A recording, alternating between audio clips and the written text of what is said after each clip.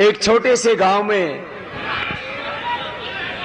एक तपस्वी दिव्य आत्मा ने जन्म लिया और हमीदगंज तुमड़ी के हमारे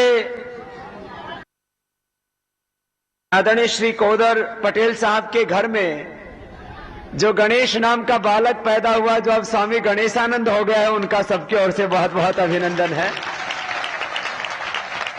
हमारे बहुत ही विद्वान तेजस्वी युवा सन्यासी जो अहर्निश देश धर्म और संस्कृति की सेवा में लगे हैं, तो अपने क्षेत्र का कोई व्यक्ति जब राष्ट्रीय पटल पर बड़ा कार्य करता है तो सबको प्रसन्नता होती है। तो ऐसे ही आपकी इस पवित्र मिट्टी से एक ऐसा तेजस्वी युवक निकला जिसने वेद वेदांगों की शिक्षा दीक्षा लेकर के और अब देश धर्म और संस्कृति की सेवा के लिए अपने पूरे जीवन को अर्पित कर दिया है। ऐसे स्वामी गणेशानंद जी का एक बार सबके ओर से बहुत बहुत अभिनंदन और 2 मिनट अपनी बात कहें।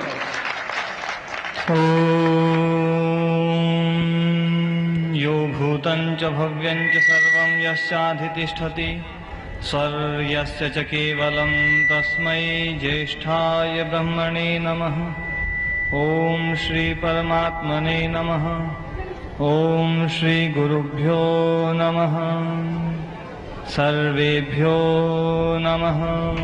हम सब आज सौभाग्यशाली हैं, परम सौभाग्यशाली हैं। अपने हर्ष और आनंद को शब्दों में बयां नहीं कर सकते कि एक ऐसी दिव्य आत्मा जो इस पूरे मानवता को अपना परिवार समझती है। हमारा परिवार 2-4 लोगों का परिवार होता है। यदि हमारा घर में बच्चा बीमार हो तो हमारे हृदय में, हमारी आत्मा में दर्द होता है, लेकिन देश में लाखों बच्चे बीमार होते हैं, उसकी हमें कोई फिक्र नहीं होती है। लेकिन एक ऐसे संत जो इस पूरी धरती के हर एक इंसान को, हर प्राणी को अपना परिवार का सदस्य मानते हैं और हर व्यक्ति के दर्द को, हर व्यक्ति के दुख को वो महसूस करते हैं, उसको दूर करने के लिए अहर्निश प्रयास कर रहे हैं। ऐसे पूज्य स्वामी संत श्री जी आज हमारे बीच में हैं, जिनको दुनिया योग ऋषि के नाम से जानती है, जिन्होंने सन्यास की परंपरा को एक नई ऊंचाई और एक नया आयाम दिया है, जिन्होंने भारतीय योग विद्या को, भारतीय ज्ञान विज्ञान को पूरे विश्व में एक उच्च स्थान, सर्वोच्च स्थान दिया है। जो आयुर्वेद, जो ऐसा समझा जाने लगा था कि आयुर्वेद में कुछ भी नहीं बचा, अमृत प्राय हो चुका था, एक ऐसे उस आयुर्वेद को, ऋषियों के ज्ञान को पूरी दुनिया में स्थापित किया, उसको उच्च शिखर पर पहुंचाया, प्राकृतिक चिकित्सा से लेकर के, और हमारी पूरी जो ऋषि परंपरा, ऋषियों की संस्कृति, उसको पूरे विश्व में एक पहचान दी, उसको सम्मान दिलवाया। ऐसे पूज्य स्वामी संत श्री जी आज हमारे बीच में हैं। मैं पूरे गोपालपुर की ओर से, गोपालपुर के आसपास के जो सभी गांव से जो लोग पधारे हुए हैं, आप सबकी ओर से परम पूज्य स्वामी जी महाराज के श्री चरणों में हार्दिक अभिनंदन करता हूं, वंदन करता हूं, प्रणाम करता हूं। मैं पीछे आया तो कुछ कार्यकर्ता मिले, बोले स्वामी जी यहाँ पर आपने गौशाला खोली है, तो स्वामी जी महाराज गौशाला के कारण से यहाँ पर आ रहे हैं। मैंने उन कार्यकर्ताओं से कहा कि गौशाला के कारण से पूज्य स्वामी जी महाराज यहाँ नहीं आ रहे हैं, और इसको मैं अपने हृदय से महसूस करता हूँ। मैंने महसूस किया है कि गोपालपुर और आसपास के जो सभी हमारे कार्यकर्ता जो अहर्निश पूरे रात दिन परिश्रम करके, मेहनत करके इस पूरे अभियान को नई ऊंचाई दे रहे हैं, इस पूज्य स्वामी जी महाराज के अभियान में हमारे सभी कार्यकर्ता जो लगे हुए हैं, और आप सबकी श्रद्धा के कारण से पूज्य स्वामी जी महाराज यहाँ पर पधारे हैं। आप सबकी श्रद्धा को, आप सबकी गुरु निष्ठा को, आप सबके देश प्रेम को, भगवत निष्ठा को मैं हृदय की अनंत गहराइयों से प्रणाम करता हूं। आज देश में जो माहौल चल रहा है, 66 साल हो गए हमारे देश को आजाद हुए, लेकिन 66 सालों में हमारे देश ने क्या पाया? क्या हमने अपने देश को शहीदों के सपनों का भारत बनाया?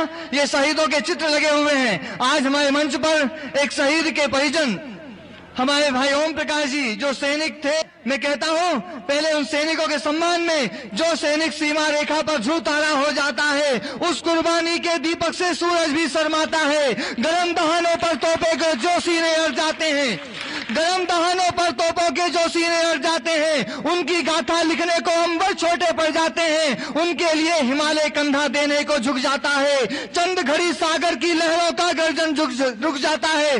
उस सैनिक के शव का दर्शन तीर्थ जैसा होता है, चित्त शहीदों का मंदिर की मूर्त जैसा होता है। ये हमारे देश की धरती, हमारी मां भारती, जिसकी कोख से लाखों करोड़ों क्रांतिकारी वीरों ने जन्म लिया है। ऋषि महर्षि इस धरती पर पैदा हुए हैं और उन्होंने इस देश को विश्व गुरु भारत बनाया। उनके प्रयास से, उनके पुरुषार्थ से ये देश सोने की चिड़िया बना। लेकिन हमारे देश में कुछ निकम्मे लोग हैं जिनके कारण से आज हमारा देश पूरी दुनिया में भ्रष्टाचार में नंबर 1 बन गया, गंदगी में नंबर 1 बन गया, बेरोजगारी में नंबर 1 बन गया। भुखमरी, अभाव, अशिक्षा यहाँ पर हर तरफ देखने को मिल जाती है। परम पूज्य स्वामी जी महाराज ने अभियान चलाया, भारत स्वाभिमान का अभियान, योग का अभियान के साथ में आज पूज्य स्वामी जी महाराज एक एक कार्यकर्ता को, एक एक देशवासी के, भारत के हर भारतीय को स्वामी जी महाराज संदेश दे रहे हैं कि अपने कर्तव्य को पहचानो, अपने राष्ट्र धर्म को जानो। हम सब देवी देवताओं की पूजा करने वाले लोग हैं। पूज्य स्वामी जी महाराज कहते हैं कि आओ हम स्वामी विवेकानंद के उस आह्वान को अपने जीवन में उतारें, जो वो कहते थे कि सारे देवी देवता जो इस समय हमारे जीवन में, वो सारे देवी देवता हमारे लिए बहुत महत्वपूर्ण है, लेकिन ये भारत माता, ये राष्ट्र देवी, ये जागृत देवी है। आओ हम इसकी उपासना करें और इसकी उपासना के माध्यम से इसके 121 करोड़ जो भारतीय हैं उनको हम सम्मान दिलवाएं, उनको हम सौभाग्य दिलवाएं, उनको स्वास्थ्य, उत्तम स्वास्थ्य मिले, उनको समृद्धि मिले। पूज्य स्वामी जी महाराज का पूरा अभियान हमारे ऋषियों की परंपरा और हमारे क्रांतिकारी वीरों का भारत बनाने के लिए पूरा अभियान है। स्वामी जी महाराज सुबह से लेकर के रात तक मेहनत करते हैं, जमीन पर सोते हैं, बहुत थोड़ा सा खाते हैं, अन्न छोड़े हुए 17 साल हो गए, 17 साल से उपवास कर रहे हैं। एक कटोरी सब्जी, थोड़ा सा फल और एक गिलास दूध या छाछ लेकर के, और दिन रात मेहनत कर रहे हैं। मैं आज आप सबके सामने कहना चाहता हूं, मैं स्वामी जी महाराज के साथ में रहा हूं, मैंने स्वामी जी महाराज के जीवन को बहुत करीब से देखा है। स्वामी जी महाराज के नाम पर 1 रुपए का बैंक बैलेंस नहीं है, 1 इंच जमीन स्वामी जी महाराज के नाम पर नहीं है।